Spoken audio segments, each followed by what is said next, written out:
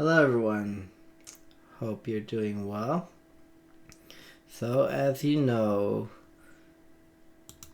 our midterm is coming up here really soon. And you are allowed that one page of notes front and back. Now, let's go ahead and get into our lecture here. So, security and maintenance. So here are the lesson objectives for this lecture. Explain the need for security, describing how to keep your username and password safe. Describe the risks presented by viruses, worms, trojans, and malware. Describing the risks associated with network connections. Protecting your information when using public computers. Describing the risks presented by social engineering and phishing. Describing methods for protecting against risks. Explain how and why to back up and restore your data and your settings. Explain how to reset personal devices to their factory settings. Describe basic troubleshooting techniques. And understanding basic troubleshooting techniques. So the first thing is, as soon as you connect a computer to a network, you expose that system and the information stored on it to the potential risks associated with networking. Information stored on a network computer can, in theory, be accessed by any computer connected to the network. If the network provides internet access, that risk increases. Hackers employ many different methods to obtain what they want, and you must take steps to protect your computer and its data. Now, kind of like what we were talking about in our class, we know that the term hackers has multiple meanings. And so the one that our text is utilizing is known as that black hat hacker. And as you know, there are two others, one being the white hat hacker and the gray hat hacker.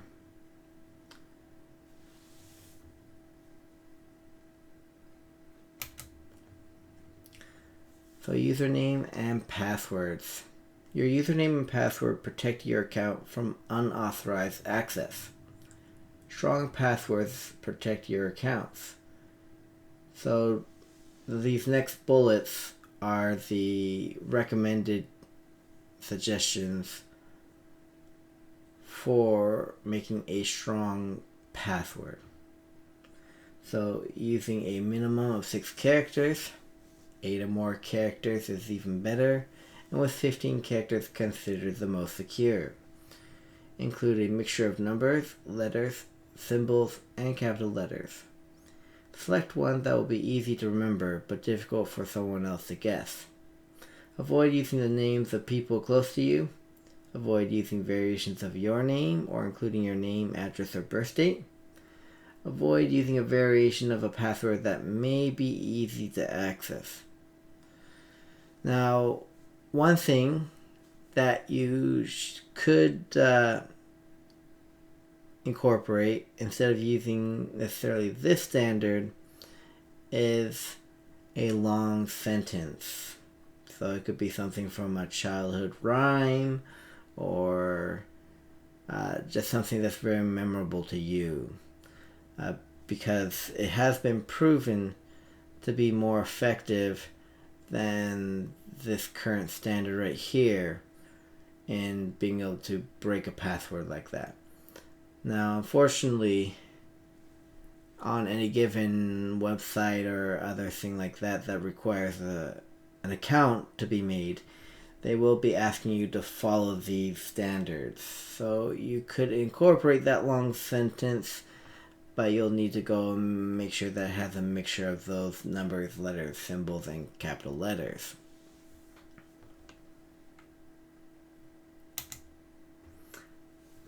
Now, keeping your account safe. Your account protects your files and your reputation. You never want to share your account information. If you accidentally share your logon information, you want to change it immediately. Do not hide your password near your computer. Do not use the same password for all your accounts. So that last one obviously is super critical, just because if one of your accounts gets compromised, then the rest of your accounts could become compromised as well.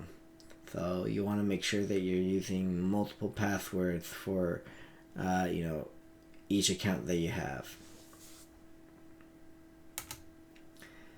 Now, changing your password. So in Windows 10, you can change your password by clicking Start, then clicking Settings, then clicking Accounts, then click Sign In Options. Under the password, click Change, typing your old password, then Next. Then type your new password again as a confirmation, and enter a password hint. Then click Next and click Finish. If you're using a domain account, use these steps to change your logon password.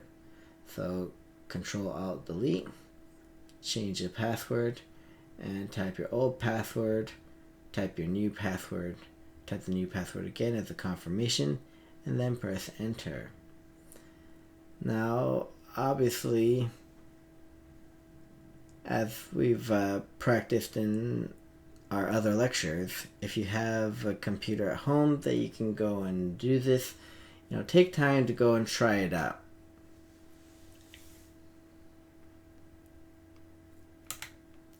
Now, locking your system.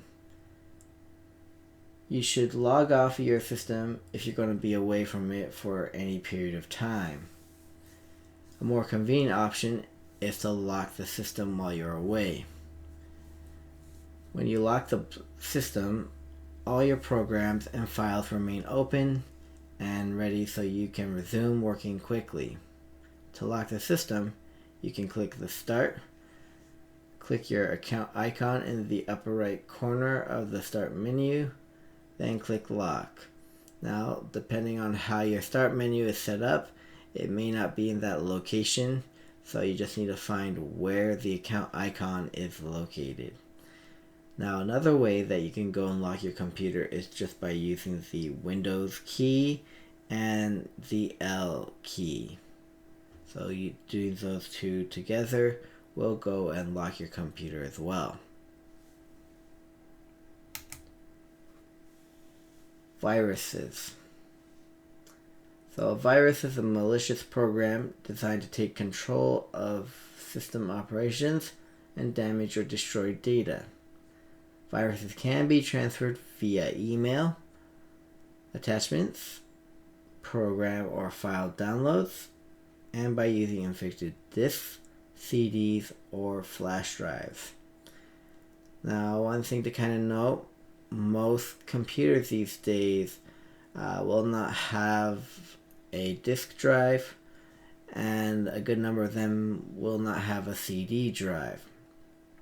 Now, if you're using a laptop, there may be a higher probability of having a CD drive, but even those are becoming rare. So the most likely way to get it by using some kind of multimedia drive would be a flash drive. So a virus can display harmless messages on the screen, use all available memory, thereby slowing or halting all other processes, corrupt or destroy data files, or erase the contents of an entire hard disk. So here's a more specific virus, and this is known as a worm. So a worm is a self-replicating program that consumes system and network resources. The difference between a worm and a virus is that a worm automatically spreads from one computer to another, whereas a virus requires some form of action. A worm can reside in active memory and replicate on the network. A Trojan which is another type of virus, is a program designed to allow a hacker to remote access to a target computer system. Trojans are installed on the target system when the user runs the infected application, allowing a hacker to take control of the target system, steal information, install other software, including viruses, download or upload files, or crash the system. Next, we talk about malware. So when we talk about malware, we're typically speaking about spyware, adware. There are some other stuff, but primarily we'll be focusing on these two. So spyware is a software application that is secretly placed on your system and gathers personal or private information without your consent or knowledge. Adware is a software application that automatically displays or downloads advertisements. Once installed, spyware monitors your activity on the internet and conveys the information to the spyware originator. They can scan files on hard drives, read cookies, monitor keystrokes, install other spyware applications, change the default homepage in web browsers, and automatically send information to the spyware to a developer. A cookie is a small text file placed on your computer by a web server. Cookies can be used to store username and passwords and track browser activities. A hacker who gains physical access to your system or successfully installs spyware can steal your cookies and with them any stored usernames and passwords. You can download and install freeware, spyware, adware applications, or use the Windows Defender to monitor your system for spyware.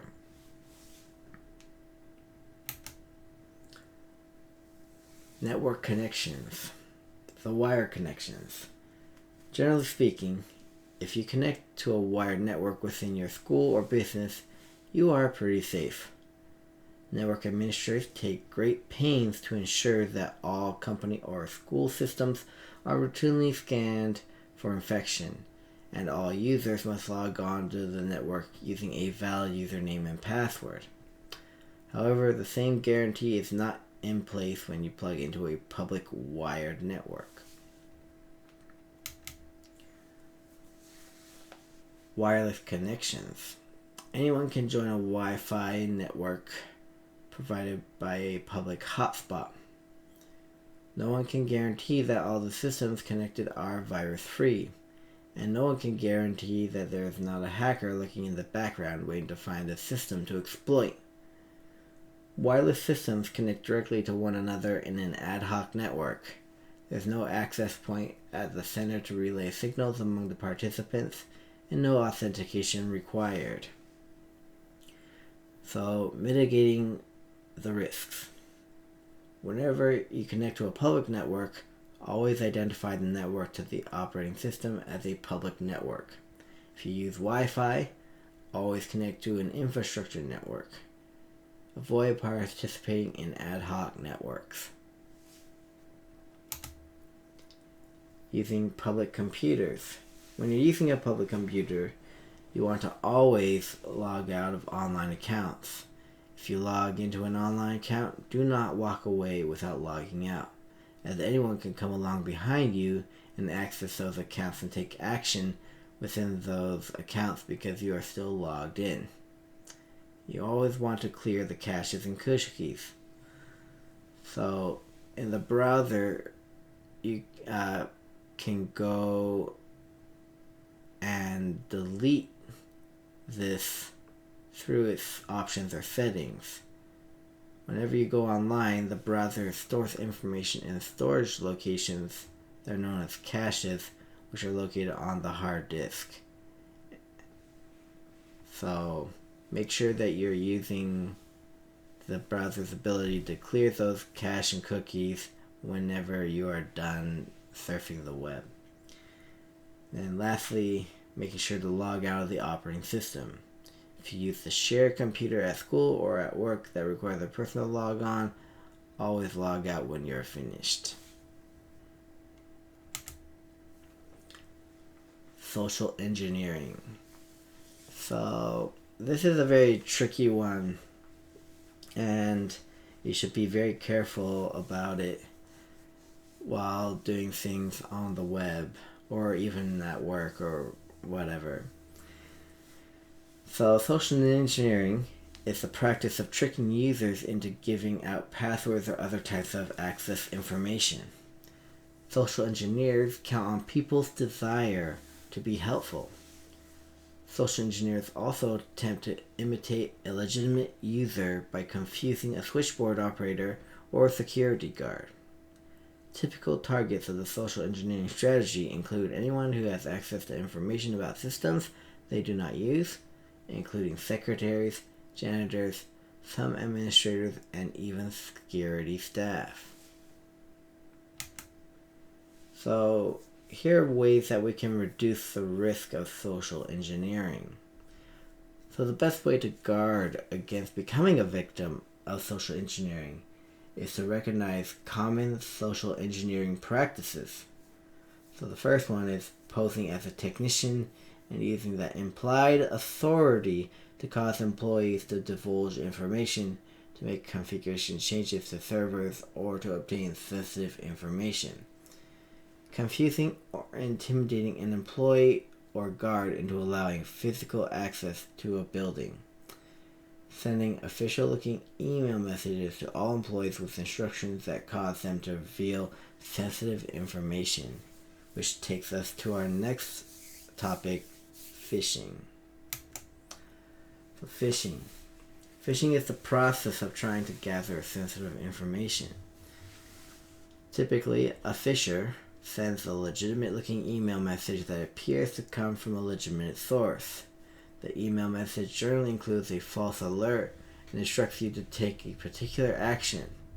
To protect yourself against phishing, enable the anti-phishing features in your browsers. Check an unknown site manually. Avoid clicking links in email messages.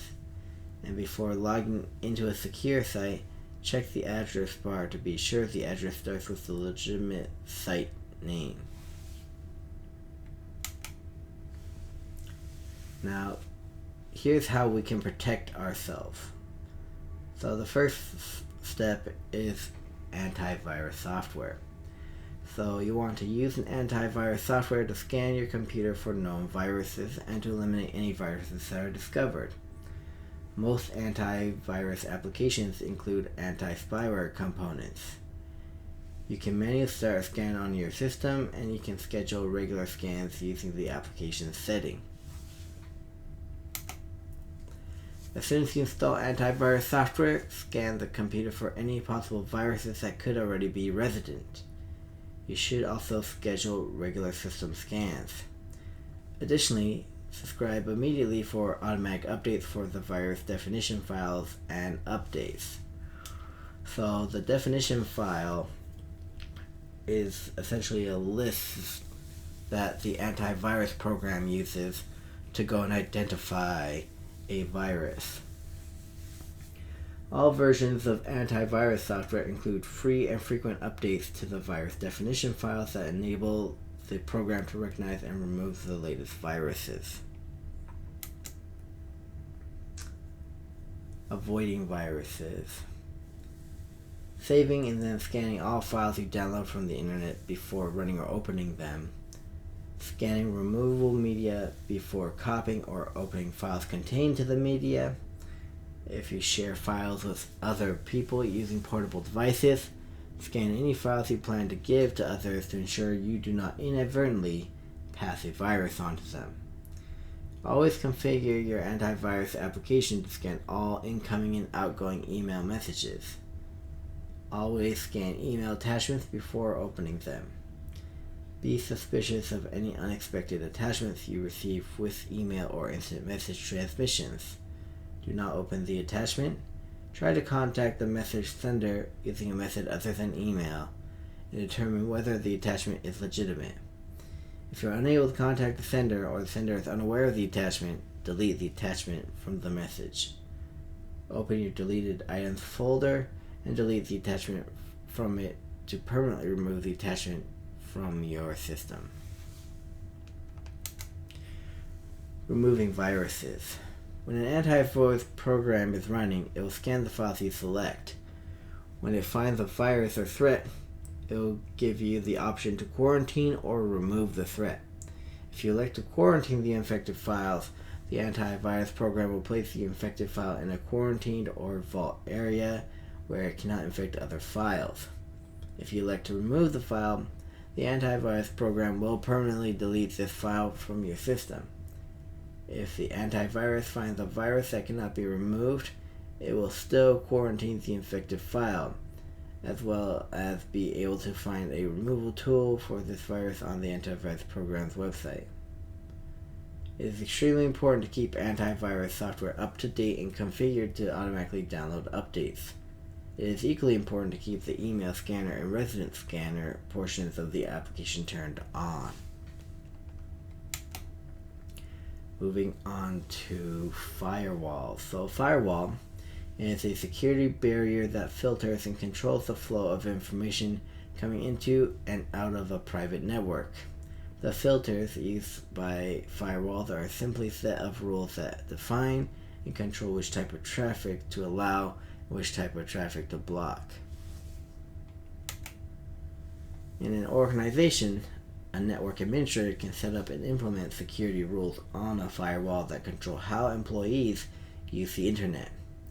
A firewall protects your network from malicious activity coming from outside your network and provides a door through which people can communicate between a secure network, the LAN, and the open, unsecured internet. A firewall can be a dedicated computer system, a specialized firewall appliance, or can be implemented on a networking device. In a home or small office networking environment where broadband router is used, a firewall is usually built into the broadband router. Desktop firewalls. So these are known as personal firewalls. Desktop firewalls offer protection for an individual system instead of an entire network. Desktop firewalls offer many firewall features. When a firewall is used in conjunction with antivirus software, a personal computer is secure provided that the user updates these applications frequently. Many operating systems include built-in native desktop firewall software. The challenges of a firewall. A firewall can present challenges to network users. Sometimes, firewall settings block access to particular websites or block streaming audio or video from coming into a network. You may also learn that the service or website you want to access conflicts with your organization's security policy. Monitoring your software. Most network administrators protect their networks through network monitoring software to track and record network activity. In some organizations, administrators take monitoring to a whole other level by installing PC surveillance software to record all PC activity, allowing the administrator to capture your keystrokes, view screenshots, and see your email, instant message conversations, and web activity. Remember that computers in your school or workplace are not your private property. So be careful when you go and do use it for personal things. Conducting safe e-commerce transactions. So how safe you feel conducting transactions will determine how much e-commerce or online shopping you do. Be selective. If you want to shop online, shop from companies that have a good reputation and are well known for providing good customer service, reliable delivery, and a fair and easy return policy. Choose e-commerce sites carefully. Legitimate e-commerce sites will display links to their privacy policy and terms and condition statements on their web pages. Exercise skepticism. If a company offers a deal that seems too good to be true, research that deal. Take the same precautions you would take if someone made that offer offline. If the company is not known to you, be sure to research it before purchasing anything online. Call the contact numbers listed on the site. Look for a client list or for customer references or reviews, and research them with organizations that track good and bad reports about companies. Always use secure transactions. While browsing the internet, the address bar in your browser uses the Hypertext Transfer Protocol, which is the HTTP. To conduct secure transactions over the internet, web servers use the Hypertext Transfer Protocol Secure to encrypt all exchanges between your computer and the web server. So when you're doing shopping, you want to make sure that it has the HTTPS in its address so that you know it's secure. The HTTPS protocol and a lock icon in the address bar indicate that you are in a secure area of the vendor's website and that transactions can be conducted safely. Web transactions are secured using encryption, which is the process of converting data into an unreadable form. A digital certificate is a small file that provides the identity of an individual or company over the internet. A trusted third party, called a certificate authority, CA, is responsible for verifying the legitimacy of the digital certificate. Always look for the HTTPS protocol and the lock icon to ensure that you are conducting secure transactions over the internet. Your browsers have built-in features to let you know when transactions are secure. Virtual private networks, or VPNs. Connecting from outside a network is known as remote access. Security is an especially important component of remote access because communication across a public network is vulnerable to interception or eavesdropping. Authentication is the process of confirming the identity of a user or computer system. Encryption is the process of converting data into an unreadable form of text, which then requires a decryption key to be read. A VPN is an encrypted connection between two computers and allows secure, private communication across long distances using the internet as the pathway for communication instead of using a dedicated private line. VPNs make it possible for telecommuters and traveling or remote employees or satellite offices to establish a secure connection to the company network from outside the company premises. Using VPNs. Telecommuters, remote employees, and traveling employees use VPN to connect to their company networks from the outside. For a network to support VPN connections, a VPN server must be set up to receive incoming connections. And a user who wants to make a VPN connection from a remote location must install and then launch VPN client software to open a connection with the VPN server. Users must log on using a valid username and password, just as if they were logging on to the network from inside the corporate office. Now, getting into backup and restore. So a backup is a duplicate copy of a program. The disk or data made either for archiving purposes or for safeguarding files from loss if the active copy is damaged or destroyed. Backup should be written on the storage medium other than the source of the backup. Keeping a current backup of all your important files is essential to ensure that your data can be recovered in the event of a failure or loss. Windows includes built-in features that make it easy and convenient to back up both system data and your personal files. Copying files to cloud storage. This is easy as dragging important files to your local OneDrive, Drive, Dropbox, or iCloud. So these are all cloud storage options that you could utilize. Now, using file history in Windows 10. This feature configures Windows 10 to automatically create an hourly backup of your personal files whenever destination media is connected to the PC, using Windows Backup and Restore. This is a feature from Windows 7 that configures Windows to automatically create a weekly backup of all important files on the computer. This includes your personal files and the files saved in the default Windows folders used by the operating system. File history. To configure the feature, connect an external drive, open the Settings app, click Update and Security to open the Update and Security window, and then in the left pane of the window, click Backup.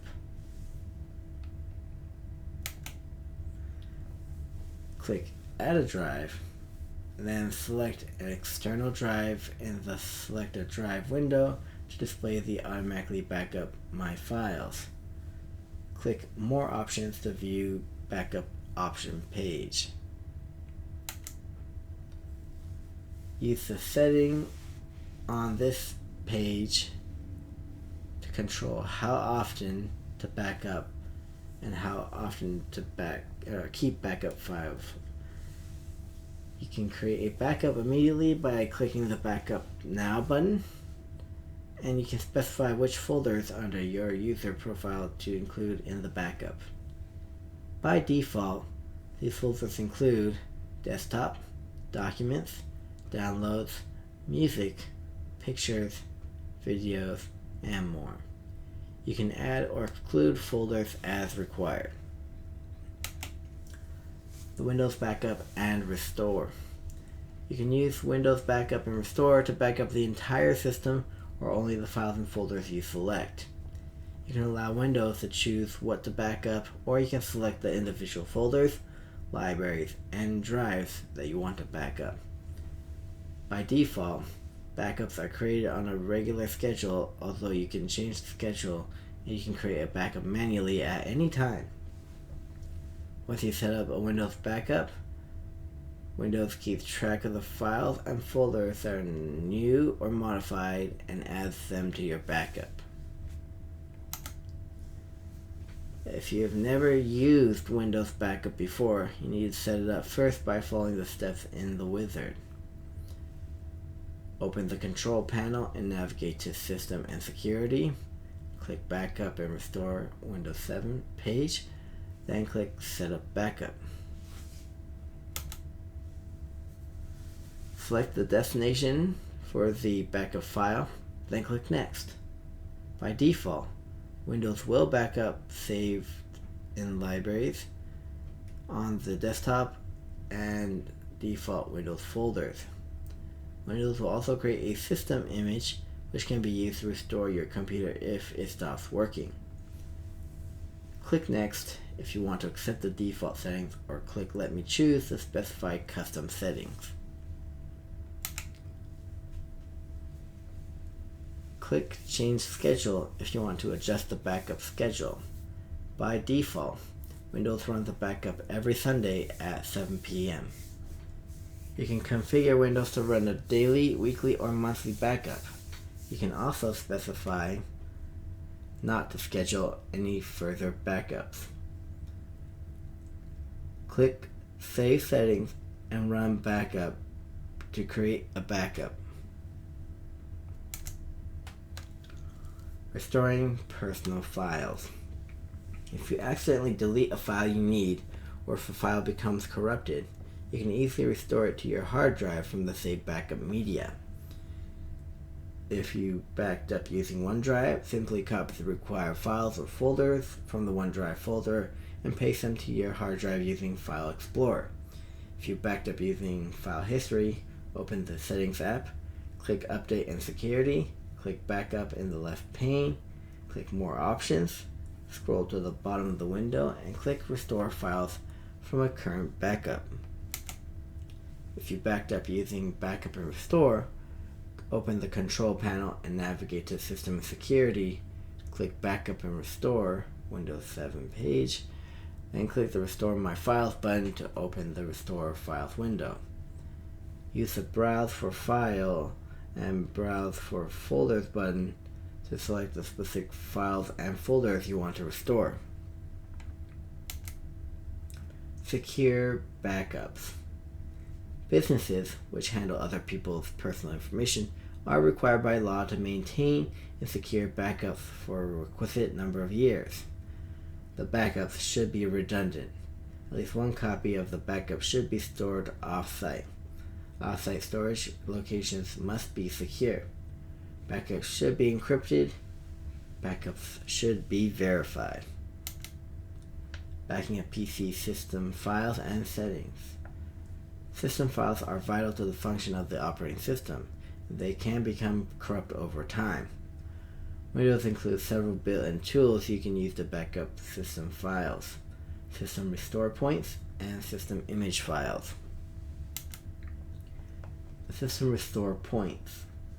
A restore point is a saved snapshot of your computer's Windows system files, program files, and Windows registry settings at the specific point in time. To ensure this protection feature is enabled on your Windows 10 system, click in the taskbar search box and type Restore. Click the Create a Restore Point in the Start menu to open the System Protection tab in the System Properties dialog box. Click your hard drive in the Available Drives list box. If on display in the protection column, then feature is enabled. If protection is turned off for your hard drive, click Configure. Click Turn on System Protection. Drag the max usage slider to about the 5% point between the first two tick marks on the scale. This reserves a portion of the hard disk for storage of restore points. Click Apply, then click OK. Click OK once more to close the System Properties dialog box. When enabled, System Restore automatically creates the store points on your system once per week and before major system events. To manually create a restore point, click in the taskbar search box and then type Restore. Click Create a Restore Point in the Start menu to open the System Protection tab in the System Properties dialog box. Click Create. Type a name for the restore point, then click Create. When the message that a restore point was successfully created appears, click Close and then click OK.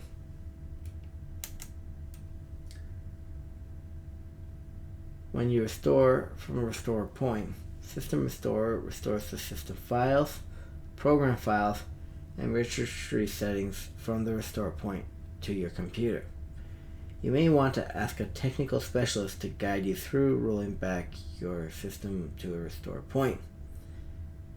So click in the taskbar search box, then type Restore.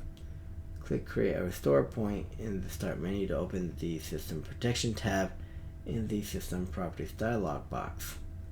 Click System Restore, then click Next to display a list of saved restore points.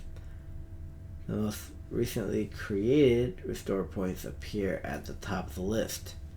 You can select the Show More Restore Points, checkbox to view older restore points. Select the restore point you want to roll back to, then click Next. Click Finish and follow the prompts that appear. System image or repair disk. Though system image is an exact image of a hard drive, it includes Windows and your system settings, programs, and files. You can also create a system image at any time by following these steps. So first, connect an external hard drive or other removable media with a large storage capacity. click in the taskbar search box, then type Backup. Click Backup and Restore on Windows 7 control panel in the Start menu to open the Backup and Restore Windows 7 page in the control panel. Click the Create a System Image link. Select the media on which to create the image, then click Next. Confirm the settings, then click Start Backup. A technical specialist can guide you through the process of recovering your system from an image file, or you can provide the image file media to the specialist if he or she will be making repairs. Backing up your mobile data. It's always a good idea to back up your personal data on your mobile devices. Use a USB cable and copy the data to your PC, or use the phone's built-in backup utilities and associated cloud storage. So for an Android device, go to Settings, Personal, Backup and Reset. Turn on both Backup My Data and Automatic Restore. Ensure that your backup account is set to your Gmail account. Wow. So if you don't have a Gmail account, then probably go and set it to whatever email account that you do have.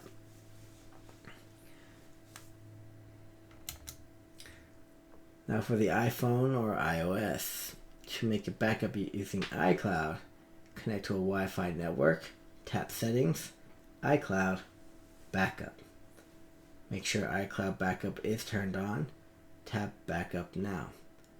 To make a backup using iTunes, open iTunes and connect your device to your computer. Save content that you downloaded from the iTunes Store or App Store by clicking File, Devices, Transfer Purchases. To create your backup, click Backup Now. Using factory reset options for PC. When you use the factory reset option on your device, you're resetting the device to the state it was in when it came out of the factory. Always create a backup of your personal files before resetting your device. The Windows 10 refresh and reset. Refreshing a PC gives you a fresh installation of Windows without deleting your personal files, your personalization settings, or apps that you installed from the Windows Store. Resetting a PC gives you a fresh installation of Windows and preserves nothing. It is just like formatting the hard disk and starting over with a fresh installation of the operating system. To refresh or reset your PC, click Start, Settings, Update and Security. In the left panel, click Recovery, then under Reset this PC, click Get Started. In the Choose an Option box, select either Keep My Files or Remove Everything. Resetting mobile devices. Mobile devices include a factory reset feature that restores the device to the state it was in when it left the factory. Resetting your phone or tablet may be necessary for troubleshooting purposes. Remember that if you use a GSM mobile device, the installed SIM card includes your personal account information. Always remove the SIM card before donating or giving your phone to someone else. Always back up your personal files before resetting. Androids. You may find that in addition to an option for performing a factory data reset, you can use options for resetting only the phone settings or for resetting only the network settings. To reset your Android device to its factory settings, go to Settings, Personal, Backup and Reset. Tap Factory Data Reset. Tap Reset Phone. If your smartphone or tablet has expandable storage, the menu may ask if you'd like to wipe the external memory card, which is not really necessary since you can pop the card out of the slot. iPhone or iOS. In iOS 7 and up, a security feature called Activation Lock requires the Apple ID used to set up the phone initially to reset it. To turn off iCloud or find My iPhone, go to Settings, tap iCloud. Scroll to the bottom of the screen and tap Sign Out. Enter your Apple ID or iCloud password if prompted. To restore your iOS device to its factory settings, go to Settings, tap General, tap Reset, tap Erase All Content and Settings, and enter your passcode if prompted. Then tap Erase to proceed. Now getting into troubleshooting. So this can be a difficult process, and there's a bunch of things that you would need to consider as you approach troubleshooting your device. So troubleshooting is a systematic approach to solving a problem. You may need to try several different approaches before you can narrow down and find a solution, and generally you use the process of elimination. Here are some general troubleshooting tips. Write down your steps to help you remember exactly what you've done and prevent you from testing the same possible causes again. Take detailed notes about any error messages you see, writing down as much information as possible, or use the snipping tool built into Windows to take a screen capture of the error message. Is it hardware or software? Hardware. The hardware you will troubleshoot is often large and self-contained. To investigate possible hardware issues, begin with the obvious. Is there power? Is the device powered on? Is there a good connection? Are there easily observable issues with the hardware device that need to be addressed before the device will function? Software. Did you install an update recently? Does closing and then restarting the application solve the problem? Does restarting the computer and relaunching the application solve the problem?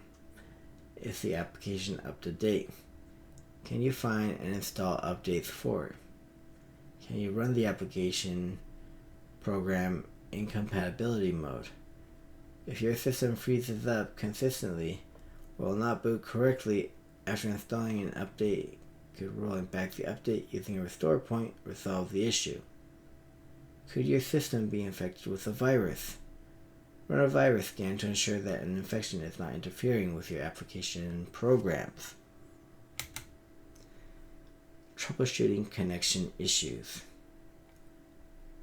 Check your IP address using either the ipconfig command line tool or the Windows Networking Sharing Center. If your IP address begins with the 169.254, or if your address displays as 0.0.0.0, then your system has not received a valid IP address from the broadband router on your home network. If your system did not receive a valid IP address, try turning the broadband router off for 20 seconds and start it up again, then restart your computer.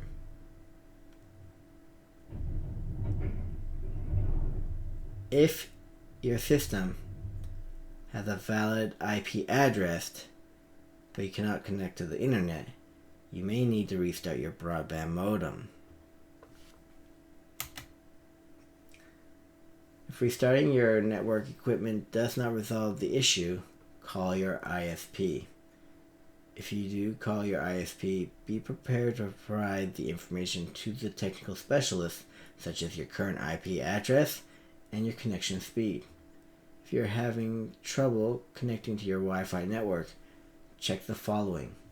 Is your wireless adapter turned on? Has the Wi-Fi network password changed? Are you close enough to the Wi-Fi hotspot? Don't be discouraged if troubleshooting takes a while.